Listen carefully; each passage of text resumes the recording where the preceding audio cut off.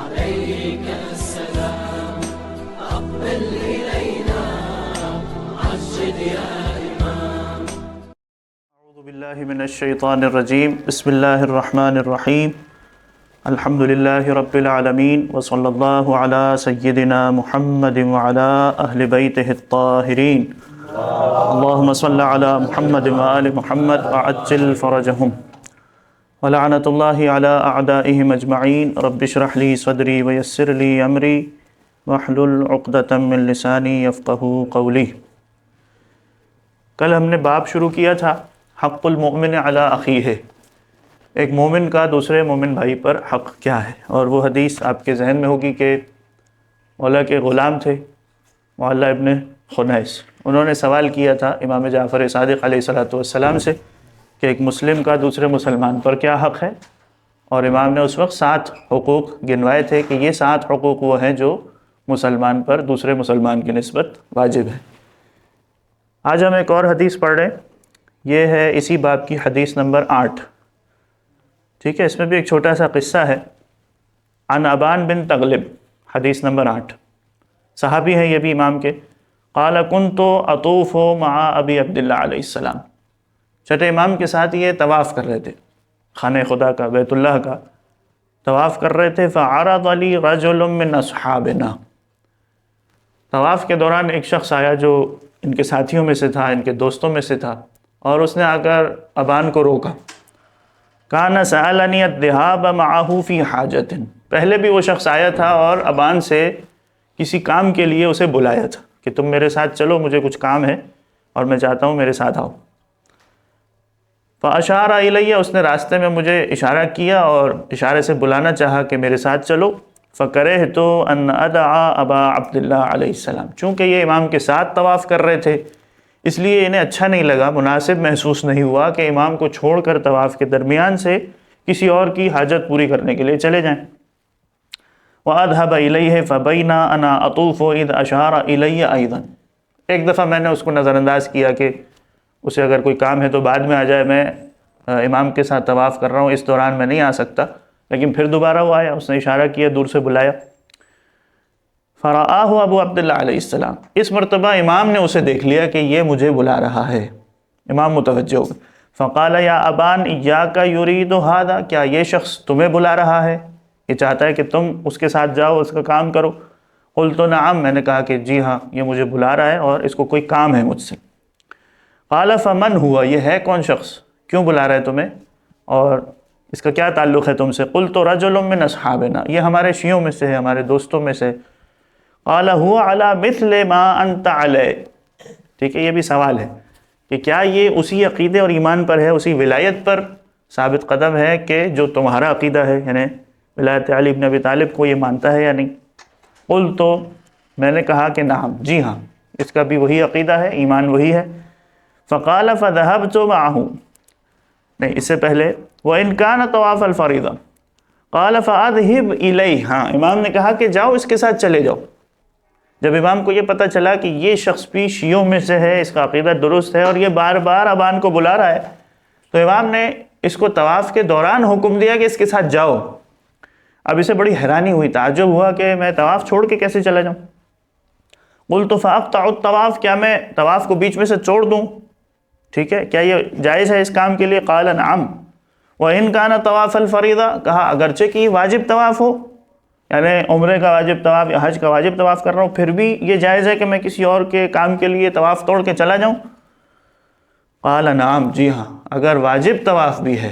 یہ اہمیت ہمارے سامنے آ رہی. ایک مومن بھائی اگر حاجت کے لیے کسی ضرورت کے وقت آپ کو بلا رہا ہے تو چاہے آپ واجب طواف انجام دے رہے ہیں، اس کو چھوڑ کر، اس کو قطع کر کے بھی امام کہہ رہے ہیں کہ جاؤ اور اس مومن بھائی کی حاجت کو پورا کرو. فذهبت معه. یہ راوی کہتا ہے میں گیا اس شخص کے ساتھ. ثم دخلت علیہ بعد. اور پھر میں دوبارہ امام کے پاس آیا اس کا کام کر کے. فسألته. اب ان کے ذہن میں یہ بات تھی کہ جب امام نے اس قدر اہمیت دلائی ہے ایک مومن کی حاجت پوری کرنے کے لیے، تو میں پوچھتا ہوں امام سے ایک مومن کا دوسرے مومن پر حق کیا ہے. اخبرنی عن حق المؤمن علی المؤمن.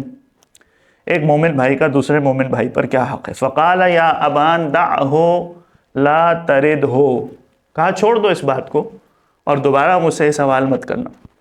اب یہاں دیکھیں تقریباً وہی بات ہے جو کل کی حدیث میں معلّہ کے لیے بھی امام نے فرمائی تھی کہ میں یہ خوف رکھتا ہوں کہ میں نے تمہیں بتا دیا کہ ایک مومن کا دوسرے پر کیا حق ہے، تو کہیں ایسا نہ ہو کہ تم ان حقوق کو ضائع کر دو اور جاننے کے بعد بھی اس پر عمل نہ کرو۔ یہاں پر بھی امام یہی اہمیت بتانا چاہ رہے ہیں کہ جو حقوق تم جاننا چاہ رہے ہو وہ اتنے آسان نہیں ہے کہ ہر انسان اس کو آسانی سے انجام دے سکے، اس کو پورا کر سکے۔ تو پہلے سے متوجہ ہو جاؤ، خبردار ہو جاؤ کہ اگر جان لیا تو پھر اس کو پورا کرنا تم پر واجب ہوگا، اور ایسا نہ ہو کہ ضائع کر دو تو تم گنہگار ہو جاؤ۔ تو اس لیے امام نے اس سے کہا کہ دوبارہ مت پوچھنا۔ قلت بلا جعلت فداک فلم ازل اردد علیہ، لیکن یہ اہمیت سمجھ چکا تھا کہ جب امام نے طواف توڑ کے اس کی حاجت پورے کرنے کا حکم دیا، اس کا مطلب ہے کہ مومن کا حق بہت زیادہ ہے، لہذا مجھے جاننا چاہیے۔ بار بار سوال کرتا رہا امام سے، امام کے منع کرنے کے باوجود کہ آپ بتائیے مومن کا مومن پر حق کیا ہے۔ اب سنیے امام نے کیا حق بتایا۔ فقال یا ابان تقاسمہ شطر مالک۔ شطر ویسے تو نحو کو بھی کہتے ہیں، یعنی کچھ حصہ، قطع، لیکن یہاں پر علماء نے شرح کی ہے کہ شطر سے مراد نصف ہے، کہ اہم ترین حق یہ ہے۔ امام نے ایک ہی حق بتایا، اور شاید ہو سکتا ہے کہ آگے موقع ہی نہیں ملا، کیونکہ آگے ابان نے اتنی تعجب اور حیرت کا اظہار کیا اسی ایک مطلب پر، اسی ایک حق پر، کہ امام نے آگے مزید دوسرے حقوق نہیں بتائے۔ کہا کہ اپنا آدھا مال اپنے مومن بھائی کو دے دو، شطر مالک، آدھا مال اپنے مومن بھائی کو دے دو۔ ثم نظر الیہ فرآ ما دخلنی۔ اب امام نے میری طرف دیکھا تو امام کو محسوس ہوا کہ مجھے اس بات سے بہت تعجب ہو رہا ہے، یا یہ کہ میرے دل میں خوف پیدا ہو گیا ہے کہ یہ حق میں نے جان تو لیا، اب میں پتہ نہیں اس کو پورا کر سکوں گا یا نہیں، کیونکہ یہ جرأت کی بات ہے، اس کے لیے بڑی ہمت چاہیے کہ انسان اپنا آدھا مال کسی دوسرے کو دے دے۔ لہذا امام نے میرے چہرے پر جو تعجب کے اور خوف کے آثار تھے وہ دیکھ لیے۔ فقال یا ابان اما تعلم ان اللہ عز وجل قد ذکر الموثرین علی انفسہم۔ امام نے اس کی تعجب اور اس کے خوف کو دور کرنے کے لیے ایک مثال پیش کی قرآن مجید سے۔ کیا تم نے نہیں سنا کہ قرآن میں پروردگار نے ان مومنین کا ذکر کیا ہے کہ جو اپنے نفس پر ایثار کرتے ہیں، قربانی دیتے ہیں، اور اپنی حاجت کو چھوڑ دیتے ہیں، دوسروں کی حاجت کو پہلے پورا کرتے ہیں۔ اب یہ کہاں پر آیا؟ سورہ مبارکہ حشر میں ایک آیت ہے، وَيُؤْثِرُونَ عَلَىٰ أَنفُسِهِمْ وَلَوْ كَانَ بِهِمْ خَصَاصَةٌ۔ ٹھیک ہے، یہ وہ لوگ ہیں، یہ وہ مومنین ہیں، صاحبان ایمان ہیں کہ جو اپنی نفس پر، اپنی جان پر ایثار کرتے ہیں، اپنی حاجت کو چھوڑ دیتے ہیں، وَلَوْ كَانَ بِهِمْ خَصَاصَةٌ، جبکہ خود حاجت مند ہوتے ہیں، فقر اور محتاجی کی کیفیت ہوتی ہے، اس کے باوجود اپنے حاجت کو نظر انداز کر کے دوسرے کی حاجت کو پورا کرتے ہیں۔ یہ کب کا واقعہ ہے؟ علماء نے اس میں تفسیر میں لکھا ہے شان نزول میں کہ ایک شخص آیا تھا رسول خدا کی خدمت میں اور سوال کیا تھا کہ یا رسول اللہ میرے پاس کھانے کو کچھ نہیں ہے، میں بھوکا ہوں کئی دن سے۔ تو امام نے پیغمبر نے اسی وقت اصحاب سے پوچھا کہ آج کی رات تم میں سے کون ہے جو اسے اپنا مہمان بنائے؟ تو کسی نے بھی حامی نہیں بھری، مولا کھڑے ہو گئے، انہوں نے کہا کہ میں اس کے لیے تیار ہوں اور اسے اپنے گھر مہمان بناتا ہوں۔ اسے اپنے ساتھ لے کر چلے اپنے گھر۔ جب گھر پہنچے اور زوجہ کو خبر دی، رسول خدا کی بیٹی کو پتہ چلا کہ آج مہمان ساتھ لے کر آئیں، امام علی علیہ السلام، اور پوچھا کہ کھانے میں کیا ہے؟ تو بنت رسول خدا نے کہا کہ ہمارے پاس تو فقط اتنا کھانا ہے جو بچوں کے لیے کافی ہوگا، یعنی ہمارے اور آپ کے کھانے کے لیے بھی کچھ نہیں، صرف تھوڑا سا کھانا ہے جو بچوں کے لیے بچا کے رکھا ہے۔ مولا نے کہا کہ وہ کھانا جو بچوں کے لیے ہے وہ لے کر آؤ اور اس مہمان کے سامنے رکھ دو۔ وہ کھانا لایا گیا، امام نے اس مہمان کے سامنے کھانا رکھا۔ اچھا، اب یہ بھی آداب میں سے ہے نا کہ کوئی مہمان سامنے ہو اور آپ جب اس کو کھلائیں، آپ نے کھانے پینے کے آداب میں شاید دیکھا ہوگا کہ دسترخوان پر جب کھانا رکھا ہو تو پہلے میزبان شروع کرے، اس کے بعد دائیں طرف سے صف میں جو بھی بیٹھا ہوا ہے ایک ایک کر کے کھانا لیتے جائے، اور سب میزبان کے بعد کھانا شروع کرے۔ تو اب امام نے کھانا تو رکھ دیا، کھانا ہے اتنا جو ایک شخص کھا سکتا ہے اور وہ مہمان کے سامنے، تو امام کیسے اس کو یہ بتائیں کہ کھانا کم ہے؟ لہذا چراغ کو بجھا دیا، جو روشنی تھی، رات کا وقت ہے، روشنی کو گل کر دیا، اور اس کے بعد امام نے اس کے سامنے کھانا اس طرح سے رکھا کہ اس نے کھانا شروع کیا اور امام نے بھی ہاتھوں کو ایسے بڑا بڑا کے اپنے منہ تک لانا شروع کیا اور اپنے زبان کو اور اپنے دانتوں کو ہلاتے رہے، چباتے رہے کہ اس مہمان کو یہ محسوس نہ ہو کہ میں کھانا نہیں کھا رہا ہوں، اس کو شرمندگی نہ ہو، ندامت نہ ہو۔ لہذا امام نے اس طرح سے اپنی حاجت کو اس کی حاجت پر قربان کیا، اس کے سامنے کھانا پیش کیا جب رات گزری اور اگلا دن نمودار ہوا، مولا مسجد میں تشریف لائے تو رسول خدا نے فرمایا کہ کل رات تم نے جو مہمان کے لیے اس طرح ایثار کیا ہے، پروردگار نے قرآن کی آیت نازل کی ہے، وَيُؤْثِرُونَ عَلَىٰ أَنفُسِهِمْ وَلَوْ كَانَ بِهِمْ خَصَاصَةٌ، خود حاجت میں ہوتے ہیں اس کے باوجود اپنی حاجت کو قربان کرتے ہیں، دوسروں پر ایثار کرتے ہیں۔ تو اب اس مورد میں بھی آپ نے دیکھا نا کہ اپنی ضرورت کو چھوڑ دیا، جو اپنا کھانا تھا بلکہ بچوں کا کھانا تھا وہ بھی دے دیا۔ تو یہاں بھی چھٹے امام نے اس واقعے کی طرف اشارہ کیا اور یہ آیت امام نے تلاوت کی کہ تم اس بات پر حیرت کر رہے ہو کہ آدھا مال دے دیا۔ وہ تو ایسے تھے کہ جو اپنی حاجت بھی دے دیتے تھے، اپنی ضرورت کی چیز بھی قربان کر دیتے تھے۔ قلت بلا جعلت فداک، ہاں مجھے وہ واقعہ یاد ہے، وہ قرآن کی آیت مجھے یاد ہے۔ فقال اما اذا انت قاسمته فلم تؤثره بعد، اگر تم نے اپنا آدھا مال اپنے مومن بھائی کو دے دیا اور اس کی حاجت پوری کر دی، تب بھی ابھی وہ ایثار کا مرحلہ نہیں آیا جو قرآن میں ان مومنین کے لیے آیا ہے، کیونکہ وہ ایثار کب ہوگا؟ جب تم اپنی حاجت اور اپنا سارا مال دے دو۔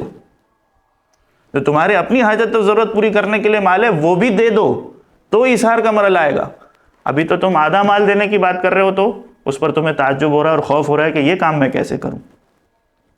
اما اذا انت قاسمته فلم تؤثره بعد انما انت وهو سواء، اگر تم نے آدھا مال دے دیا تو تم اور تمہارا مومن بھائی برابر ہو جائے گا کہ آدھا مال تمہارے پاس ہے اور آدھا مال اس کے پاس ہے۔ انما تؤثره اذا انت اعطيته من النصف الاخر، ایثار اور قربانی تو اس وقت کہلائے گی جب تم دوسرا آدھا جو تمہارا ہے وہ بھی اٹھا کر اس کو دے دو، تو یہ کہلائے گا کہ تم نے اپنی حاجت کو چھوڑ دیا اور مومن بھائی کو مقدم کیا، اس پر ایثار کیا۔ تو یہ مومن بھائی کے حقوق میں سے اب ایک ہی حق امام نے اس کو بتایا تو وہی اس سے پورا نہیں ہو پا رہا تھا، تعجب کی حالت میں تھا، لہذا امام نے مزید حقوق نہیں بتائے۔ اب آگے آ جائیے اسی باب کی حدیث نمبر 10۔ عن محمد بن عجلان قال كنت عند ابی عبداللہ علیہ السلام، یہ بھی چھٹے امام کی خدمت میں حاضر تھے۔ فدخل رجل، ایک اور شخص آیا، فسلم، اس نے امام کو سلام کیا۔ فسألہ کیف من خلفت من اخوانک، امام نے اس آنے والے شخص سے پوچھا، اب وہ بھی امام کے اصحاب میں سے تھا، شیعوں میں سے تھا، پوچھا یہ بتاؤ جو تم اپنی قوم میں اور اپنے رشتہ داروں میں، اپنے قبیلے میں دوسرے ساتھیوں کو، دوستوں کو چھوڑ کر آئے ہو، وہ کیسے ہیں، ان کی حالت کیا ہے؟ قال فأحسن الثناء وزکا وأطرا، یعنی اس نے بہت زیادہ مدح و ثنا کی، اپنے دوستوں کی تعریفیں کی، ٹھیک ہے۔ زکا کا مطلب یہ ہے کہ وہ بہت پاکیزہ لوگ ہیں، یعنی صالح اعمال انجام دیتے ہیں، متقی پرہیزگار ہیں۔ اطرا کا مطلب یہ ہے کہ بالغ فی مدحہ، لغت میں اطرا کا معنی یہ ہوتا ہے کہ حد سے زیادہ تعریفیں کرنے لگا اپنے دوستوں کی۔ فقال لہو، اب امام نے اس سے ایک سوال کیا، یعنی جب تم اتنی تعریف کر رہے ہو، اتنی اچھی اچھی صفات ان میں گنوا رہے ہو، تو پہلے بتاؤ یہ والی صفت ہے یا نہیں، پھر پتہ چلے گا کہ یہ ہمارے حقیقی شیعہ ہیں اور مومن کہلانے کے قابل ہے یا نہیں۔ پوچھا کیف عیادت اغنیائہم علی فقرائہم، تم میں سے جو غنی ہیں یعنی مالدار ہیں، دولت مند ہیں، کیا وہ فقراء کی عیادت کرتے ہیں یا نہیں کرتے؟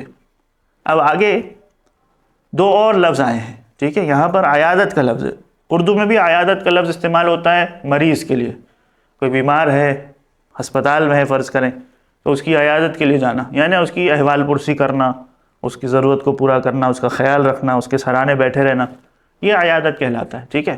تو چونکہ آگے بھی دوسرے الفاظ آئے ہیں، مشاہدت کا لفظ آیا ہے، صلت کا لفظ آیا ہے، اس لیے یہاں پر عیادت سے مراد مریض لوگ ہیں، یعنی تمہارے جو فقیر میں سے مریض لوگ ہیں ان کی عیادت کے لیے اور ان کی ضرورت کو پورا کرنے کے لیے دولت مند حضرات جاتے ہیں یا نہیں؟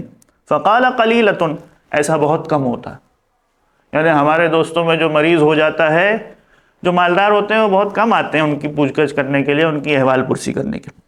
قال وکیف مشاہدۃ اغنیائہم لفقرائہم، اچھا پھر یہ بتاؤ کیا وہ بار بار ان سے ملنے کے لیے جاتے ہیں؟ مشاہدت بمعنی زیارت، یعنی ملاقات کرتے ہیں، ان کے پاس بیٹھتے ہیں۔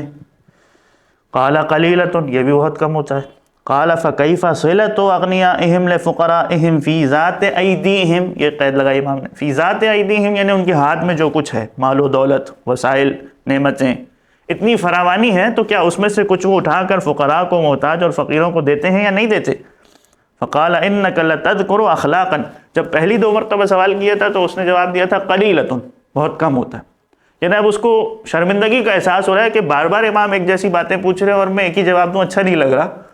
تو امام نے اس نے ایک ہی دفعہ کلی جواب دے دیا کہ یہ جو صفات آپ پوچھ رہے ہیں قل ما ہی فی من عندنا، ہمارے پاس جتنے دوست ہیں ان سب میں یہ صفات تو بہت ہی قلیل ہیں. یعنی آپ اور بھی پوچھتے جائیں گے تو مجھے لگتا ہے کہ ان میں سے کوئی بھی صفت ہم میں سے نہیں ہوگی. قال فقال کیف تزعم هؤلاء انہم شیعۃ، اب جب یہ صفات تم میں نہیں ہیں اور بہت کم پائی جاتی ہیں تو تم لوگ کیسے گمان کرتے ہو کہ تم ہمارے شیعہ ہو؟ ٹھیک ہے، اس کا کیا مطلب ہوا کہ اگر کسی کے پاس وسائل ہے، مال و دولت ہے، اور دوسرے وہ افراد جو اسی کے آس پاس رہتے ہیں، چاہے وہ رشتہ دار ہوں، پڑوسی ہوں یا ایمانی بھائی ہوں، اگر وہ ان کے حقوق کی رعایت نہیں کر رہے، ان کی احوال پرسی نہیں کرتے، مریض ہو جائے تو اس کو پوچھنے نہیں جاتے، محتاج ہو تو اس کی حاجت کو پورا نہیں کرتے، تو امام یہ کہہ رہے ہیں کہ ایسے لوگ پھر ہمارے شیعہ کہلانے کے قابل نہیں ہیں.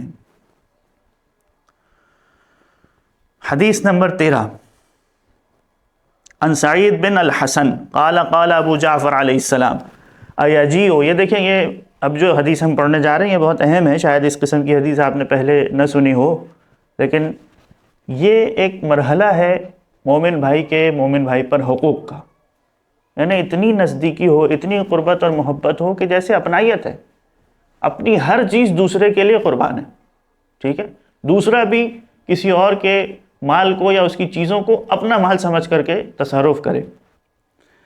قال ابو جعفر علیہ السلام یجیء احدکم الی اخیہ فیدخل یدہ فی کیسہ فیأخذ حاجتہ فلا یدفعہ. کیا تم لوگ اس طرح ہو کہ کوئی ایک شخص دوسرے کے پاس جائے اور اس کے بیگ میں، کیس کا مطلب اس کے جہاں بھی اس نے اپنا مال وغیرہ چھپا کے رکھا ہوا ہے، کیس جیب کو بھی کہتے ہیں، جو لباس کا جیب ہوتا ہے اس کو بھی کہتے ہیں.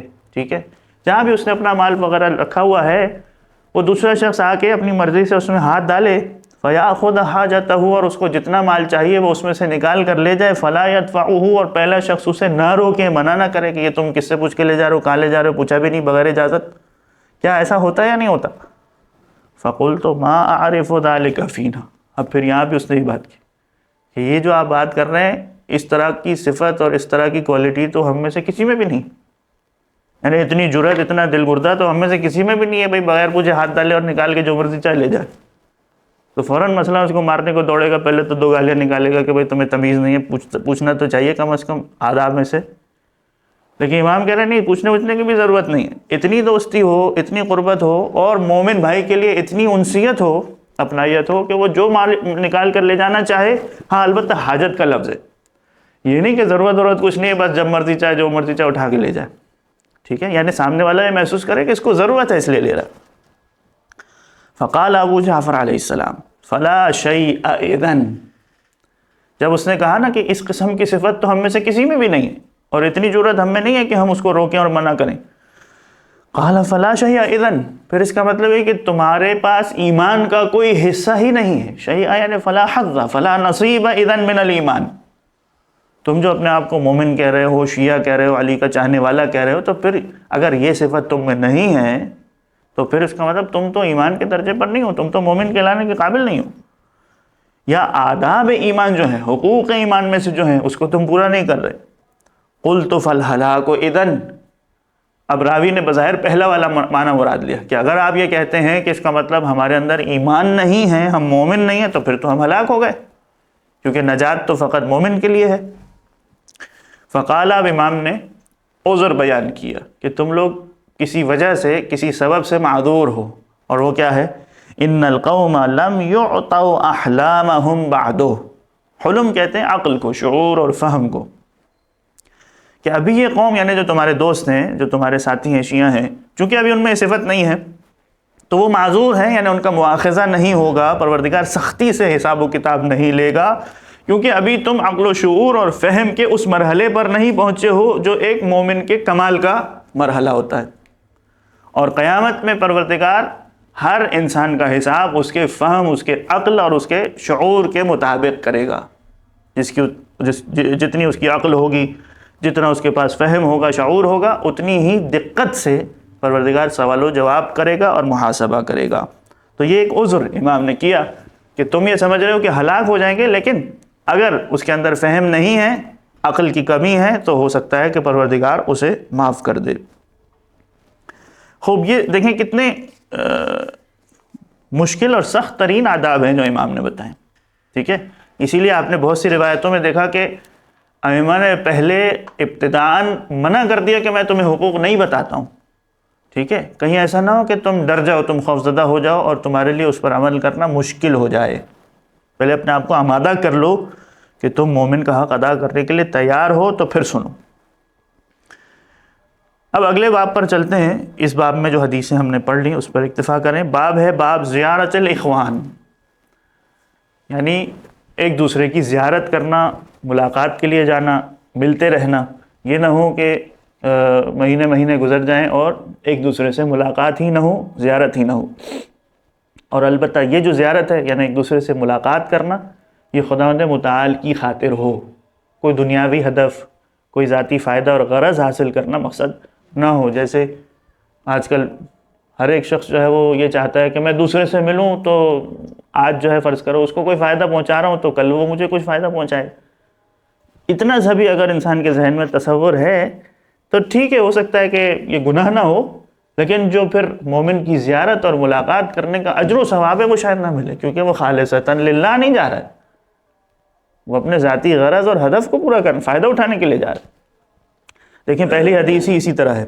عن ابی حمزہ عن ابی عبداللہ علیہ السلام قال من زار اخاہ للہ لا لغیرہ، لغیرہ للہ کے مقابل میں ایک شخص جو اپنے مومن بھائی کی زیارت کرتا ہے فقط خالصتاً لوجہ اللہ، کیونکہ اللہ چاہتا ہے کہ مومن بھائی سے ملاقات ہو، مومن دوسرے سے ملے، اس لیے میں جا رہا ہوں۔ لا لغیرہ، کسی اور ہدف اور فائدے کے لیے نہیں جا رہا۔ التماس موعد اللہ، اور وہ چاہتا ہے کہ اللہ نے جو اس کے لیے وعدہ کیا ہے کہ اگر تم مومن سے ملاقات کرو گے، زیارت کرو گے تو اتنا اجر و ثواب، انعام و اکرام میں تمہیں دوں گا، اس کو طلب کرنے کے لیے۔ وَتَنَجُّزِ مَا عِنْدَ اللَّهِ، اور جو اللہ نے اس کے لیے اجر و ثواب رکھا ہے وہ حاصل کرنے کے لیے، اجر و ثواب اور خدا کی جانب سے جو عوض ہے وہ حاصل کرنے کے لیے مومن بھائی سے ملاقات کرنے جاتا ہے، تو جزا کیا ہے اس کی؟ وَقَّلَ اللَّهُ بِهِ 70,000 مَلَكٍ، پروردگار اس مومن بھائی کے لیے 70 ملائکہ اور فرشتوں کو معمور کرتا ہے، يُنَادُونَهُ، جو ہر وقت اس کو ندا دیتے رہتے ہیں، اس کے لیے آواز لگاتے رہتے ہیں، أَلَا وَطِبْتَ وَطَابَتْ لَكَ الْجَنَّةِ، تو خود بھی گناہوں سے پاکیزہ ہو گیا، تیرا نامہ اعمال گناہوں سے معاف ہو گیا، وَطَابَتْ لَكَ الْجَنَّةِ، اور جنت تمہارے لیے حلال کر دی گئی ہے۔ صرف ایک مومن بھائی کی زیارت پر پروردگار اس قدر اجر و ثواب دے رہا ہے، سارے گناہ معاف ہو گئے اور جنت اس کے لیے حلال ہو گئی۔ لیکن خوب میں نے عرض کیا نا، اس کی شرط جو ہے کہ صرف پروردگار کی خاطر، یہ شرط پوری کرنے بڑا مشکل ہے، ٹھیک ہے، خاص طور پر آج کل کے زمانے میں۔ تو یہ انسان کے ذہن میں ہو کہ صرف خدا کی خاطر دوسرے سے ملاقات کریں۔ حدیث نمبر 3، عن ابی جعفر علیہ السلام، امام محمد باقر علیہ السلام کی حدیث ہے۔ قال قال رسول اللہ صلی اللہ علیہ وآلہ، اپنے جد کی حدیث نقل کی امام نے، اور رسول نے بھی حدثنی جبرائیل، جبرائیل سے کلام کو نقل کیا، ان اللہ عز وجل اہبط الی الارض ملکا، کہ پروردگار نے ایک مرتبہ ایک فرشتے کو زمین پر بھیجا، نازل کیا کسی خاص کام کے لیے۔ فاقبل ذلك الملک یمشی حتی وقع الی باب، وہ فرشتہ آیا اللہ کے حکم سے، یرحمک اللہ، اور وہ ایک دروازے پر جا کر کھڑا ہو گیا۔ اب وہ بظاہر کسی مومن کا گھر تھا، اس دروازے پر پہنچا، علیہ رجل، اس دروازے پر ایک مومن پہلے سے موجود تھا، اور وہ اپنے ایک بھائی سے، ایک مومن سے ملاقات کرنے کے لیے آیا تھا۔ دروازے پر جیسے دق الباب کرتے ہیں، انتظار کرتے ہیں کہ اندر سے دروازہ کھلے گا تو یہ جائے۔ اسی دوران یہ فرشتہ وہاں پہنچ گیا، یستأذن علی رب الدار، وہ مومن دروازے پر کھڑے ہو کر اس گھر والے سے اجازت طلب کر رہا تھا۔ فقال لہ الملک، اس فرشتے نے وہ جو مہمان مومن تھا اس سے پوچھا، ما حاجتک الی رب ہذہ الدار، اب حاجت جو ہے وہ دنیاوی حاجت کی طرف اشارہ ہے کہ تم اس گھر والے سے، اس مالک مکان سے کیوں ملنے کے لیے آئے ہو؟ تم کوئی فائدہ اٹھانا چاہتے ہو، تمہاری کوئی حاجت ہے، ضرورت ہے، اس کا سوال کرنے کے لیے آئے ہو، یا ایسے ہی ملنے کے لیے آئے ہو؟ ایک مومن کا مومن سے ملاقات کرنا۔ قال، اس آنے والے نے کہا، اخن لی مسلم، میرا ایک مسلمان بھائی ہے جو یہاں رہتا ہے، زرتہ فی اللہ تبارک و تعالی، میں آیا ہوں صرف اللہ کی خاطر اس سے زیارت کرنے اور ملاقات کرنے کے لیے۔ قال لہ الملک، اب اس آنے والے فرشتے نے اس سے دوبارہ تقریر اور تائید چاہی کہ تم کیا واقعاً صرف اللہ کی خاطر اس سے ملنے آئے ہو یا کوئی اور مقصد بھی ہے؟ ما جاء بک الا ذاک، صرف اس مقصد سے آئے ہو کہ اللہ نے کہا ہے، اللہ خوش ہوتا ہے اور راضی ہوتا ہے؟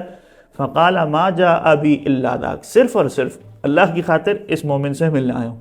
فقال انی رسول اللہ الیک، اب یہ جو فرشتے کو خدا نے نازل کیا تھا وہ اس ہدف کے لیے تھا کہ اس آنے والے کو بتائے کہ تمہارا اجر و ثواب اور تمہارا مقام کیا ہے اگر تم صرف اور صرف اللہ کے لیے اس مومن سے ملنے آئے ہو۔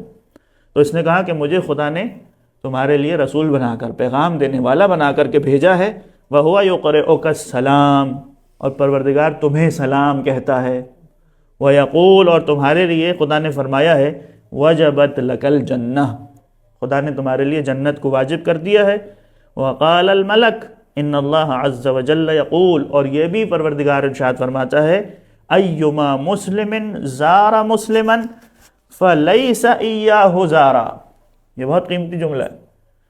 ایک تو جنت واجب ہو گئی، اور پچھلی حدیث میں ہم نے پڑھ لیا گناہ سارے معاف ہو گئے۔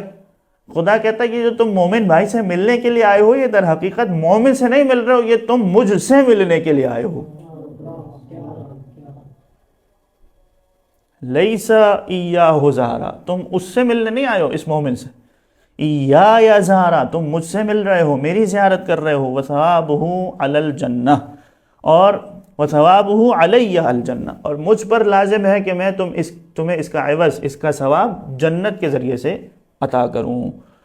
تو یہ اس مومن کا اجر و ثواب ہے جو خالصتاً لوجہ اللہ ایک مومن بھائی سے ملنے کے لیے جاتا ہے۔ یہاں پر رک کر ایک نقطہ عرض کر دوں کہ جب ایک مومن خالصتاً خدا کی خاطر دوسرے مومن سے ملنے جا رہا ہے تو پروردگار کہتا ہے گویا وہ مجھ سے ملنے کے لیے آیا ہے۔ اب آپ ان حدیثوں پر غور کیجئے جو امام حسین کی زیارت کے اجر و ثواب میں ہے، 8ویں امام کی بھی حدیث ہے اور بھی ائمہ سے ہے کہ منظار الحسین کا منظار اللہ فوق عرشہ، جو حسین کی زیارت کرتا ہے تو گویا ایسا ہی ہے جیسے عرش الہی پر خود خداوند متعال کی زیارت کی ہے۔ تو اس پر انسان کو تعجب ہوتا ہے کہ حسین کی زیارت اللہ کی زیارت کیسے ہو سکتی ہے؟ ایک مومن اگر خلوص نیت سے دوسرے مومن کی بھی زیارت کر رہا ہے تو یہ اللہ کہتا ہے میری زیارت ہے۔ تو عام مومن کی زیارت کا ثواب اتنا ہو سکتا ہے تو وہ جو حجت خدا ہو، جس نے دین کو بچایا ہو، جس کی وجہ سے آج اسلام باقی ہے، اگر اس کی زیارت کے لیے جائے اور پروردگار کہے کہ حسین کی زیارت ایسے ہی ہے جیسے خدا کی زیارت ہے، تو اس میں تعجب کیوں ہو رہا ہے؟ تو یہ اجر و ثواب ہے مومن کی زیارت کرنے کو۔ اب آئیے حدیث نمبر 8، یعنی اب تک ہم نے 3 چیزیں پڑھ لی کہ گناہ معاف ہو جاتے ہیں، جنت واجب ہو جاتی ہے، اور ایسا ہی ہے جیسے خدا کی زیارت ہو۔ 8ویں حدیث میں ایک اور فائدہ جو آخرت میں انسان کو ملتا ہے، عن ابی عبداللہ علیہ السلام قال من زار اخاہ فی اللہ وللہ، 2 لفظ استعمال ہوئے، فی اللہ یعنی فی سبیل اللہ مراد ہے، اللہ کے راستے میں، اسی طریقے اور ان آداب کا خیال رکھتے ہوئے جو خدا نے بتائے ہیں اس طریقے سے مومن سے ملنے کے لیے جائے۔ للہ ہے یہ اس کی نیت اور اس کے اخلاص کی طرف اشارہ ہے کہ صرف اللہ کی خاطر ملنے جائے۔ جاء یوم القیامت یخطر بین قباطی من نور، جب وہ قیامت کے دن میدان حشر میں حاضر ہوگا تو اس کے آگے آگے قباطی کی طرح نور چل رہا ہوگا۔ قباطی ایک خاص قسم کا سفید کپڑا ہے جو کتان سے یعنی کپاس سے بنایا جاتا ہے، اور مصر کے کتان سے خاص ہے، وہاں کی خاص کاٹن ہوتی ہے، وہ بہت زیادہ سفید نورانی ہوتی ہے، اس لیے اس سے تشبیہ دی کہ جس طرح وہ سفید کپڑا کتنا نورانی ہوتا ہے، چمکتا ہوا ہوتا ہے، اسی قسم کا نور قیامت کے دن اس مومن کے آگے آگے چل رہا ہوگا۔ یا دوسرا معنی بعض علماء نے کیا کہ اسی جیسا نورانی اور سفید لباس اسے تعظیماً اور اکرام کرتے ہوئے پہنایا جائے گا جس سے نور نکل رہا ہوگا۔ وَلَا يَمُرُّ بِشَيْءٍ إِلَّا أَضَاءَ لَهُ، جب بھی یہ کسی چیز کے پاس سے گزرے گا تو وہ روشن ہو جائے گی، نورانی ہو جائے گی اس کے نور کی وجہ سے۔ حَتَّى يَقِفَ بَيْنَ يَدَيِ اللَّهِ عَزَّ وَجَلَّ، یہ چلتے چلتے پہنچے گا اور خدا کے محضر میں آ جائے گا۔ فَيَقُولُ اللَّهُ عَزَّ وَجَلَّ لَهُ، اور پروردگار اس شخص سے کہے گا مرحباً، یعنی پروردگار خود اس بندے مومن کا استقبال کرے گا، آ جاؤ۔ وَإِذَا قَالَ مَرْحَبًا، اور جیسے ہی پروردگار کی ندا آئے گی مرحبا، اجزل اللہ عز وجل لہ العطیہ، تو پروردگار اس پر اپنے انعام و اکرام کی بارش فرمائے گا۔ اجزل بمعنی اوسع و اکثر، جتنے عطیہ انعام اور اکرام تحفے تحائف خدا نے اس کو دینے تھے، مرحبا کہتے ہی سارے انعام کی بارش اس پر ہونے لگے گی۔ حدیث نمبر 12، عن ابی جعفر علیہ السلام قال ان المؤمن لا يخرج الى اخیہ، اس باب میں آج ہم آخری حدیث پڑھتے ہیں، پھر انشاءاللہ درس مکمل ہو جائے گا۔ ایک شخص جب اپنے مومن بھائی کی ملاقات کرنے اور زیارت کرنے جاتا ہے، فَيُوَكِّلُ اللَّهُ عَزَّ وَجَلَّ بِهِ مَلَكًا، پیچھے بھی آیا تھا کہ 70 ملائکہ پروردگار اس کے لیے بھیجتا ہے جو اس کو بتاتے ہیں کہ تمہارے لیے جنت واجب ہو گئی۔ ایک اور خاص فرشتے کا ذکر ہے کہ پروردگار ایک فرشتے کو موکل کرتا ہے، اور وہ کیا کرتا ہے؟ فَيَضَعُ جِنَاحًا فِي الْأَرْضِ وَجِنَاحًا فِي السَّمَاءِ يُظِلُّهُ، وہ فرشتہ آ کر 2 پر ہوتے ہیں نا، ایک پر اس کے قدموں کے نیچے زمین پر بچھاتا ہے اس کی تعظیم کے لیے۔ جیسے آپ دیکھتے ہیں نا، جب بھی کسی ملک کا وزیر اعظم آتا ہے دوسرے ملک میں وزٹ کرنے کے لیے، تو اس کے اکرام میں کیا کرتے ہیں؟ پروٹوکول کے طور پہ ریڈ کارپٹ، سرخ رنگ کا قالین بچھاتے ہیں۔ تو اسی طریقے سے پروردگار کی جانب سے اس بندے مومن کا اکرام کیا ہے؟ فرشتہ آتا ہے اس کے نیچے اپنا پر بچھاتا ہے۔ وَجِنَاحًا فِي السَّمَاءِ، اور دوسرا پر اس کے سر پر سایہ فگن ہوتا ہے تاکہ وہ سورج کی تپش سے بچ جائے۔ فَإِذَا دَخَلَ إِلَى مَنزِلِهِ نَادَى الْجَبَّارُ تَبَارَكَ وَتَعَالَى، پروردگار کی جانب سے ندا آتی ہے جب یہ مومن سے مل کر واپس آتا ہے، أَيُّهَا الْعَبْدُ الْمُعَظِّمُ لِحَقِّي، پیچھے کہا تھا کہ یہ تو میری زیارت کر رہا ہے، یہاں بھی خدا اس سے کہتا ہے کہ تو نے میرے حق کو عظیم سمجھا ہے، یعنی مومن کی زیارت کر رہا ہے گویا ایسے ہی ہے جیسے میرے حق کی ادائیگی کر رہا ہے۔ المتتبع لآثار نبی، اور یہ جو تم کام کر رہے ہو، مومن کی زیارت کر رہے ہو، یہ میرے نبی نے تمہیں سکھایا ہے، لہذا اس کا مطلب یہ ہوا کہ تم میرے نبی کے آثار کی اتباع کر رہے ہو، ان کی سیرت پر چل رہے ہو، ان کی اطاعت کر رہے ہو۔ حق علی اعظامک، اب میری بھی ذمہ داری ہے، مجھ پر فرض ہو گیا ہے کہ میں تمہاری تعظیم کروں۔ سلنی اعطک، ادعنی اجب کا، اسکت ابتدئ کا، 3 چیزیں امام نے فرمائی۔ اب یہ شرط کے ساتھ ہے، یعنی اگر تم مجھ سے سوال کرو گے تو میں تمہیں عطا کروں۔ یہاں پر کوئی قید نہیں لگائی کہ کیا مانگو گے، جو بھی مانگو گے، سلنی، جو منہ میں آیا، جو تمہارے ذہن میں آتا ہے سوال کرو، اعطک، میں تمہیں عطا کروں گا۔ ادعنی اجب کا، مجھ سے مانگو، دعا مانگو تو میں تمہیں جواب دوں گا۔ اس کو تو اگر کچھ بھی ذہن میں نہیں آ رہا، کوئی ایسی چیز جو تمہیں سمجھ میں آئے کہ مجھ سے مانگو، خاموش بھی ہو گئے تو ابتدئ کا، میں خود سے ابتدا کروں گا، رحمت تم پر نازل کروں گا۔ فَإِذَا انصَرَفَ، جب واپس پلٹتا ہے وہ شخص، شَيَّعَهُ الْمَلَكُ يُظِلُّهُ بِجَنَاحِهِ، جس طرح جاتے وقت فرشتے نے اس پر سایہ کیا تھا، واپس آتے وقت بھی فرشتہ اپنے پر سے اسے سایہ کرتا ہے۔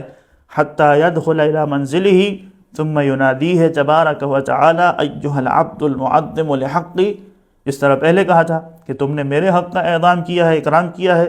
حق علی اکرامک قد اوجبت لک جنتی، اب یہ وہی کہ میں نے تمہارے لیے اپنی جنت کو واجب قرار دیا۔ ایک اور اضافی چیز یہاں پر کیا ہے؟ وشفعتک فی عبادی، یعنی میں نے تمہیں اپنے بندوں کی شفاعت کا حق عطا کر دیا ہے۔ یعنی نہ صرف یہ کہ تم خود جنت میں جاؤ، وہ تو تمہارے لیے ہے ہی ہے، واجب ہو گئی، حلال ہو گئی، جب مرضی اور جہاں مرضی چاہے جاؤ، لیکن ساتھ ساتھ تم میرے بندوں میں سے جس کو بھی شفیع قرار دے کر کے، شفاعت کر کے اپنے ساتھ جنت میں لے جانا چاہو تو حق کے شفاعت بھی میں نے تمہیں دیا، اور جس جس کے لیے شفاعت کرو گے ان سب کے حق میں تمہاری شفاعت کو قبول کروں گا۔ یہ مومن بھائی کی زیارت کا ثواب ہے جو انسان خلوص نیت سے انجام دے۔ والحمدللہ رب العالمین، وصلی اللہ علی محمد وآلہ الطاہرین۔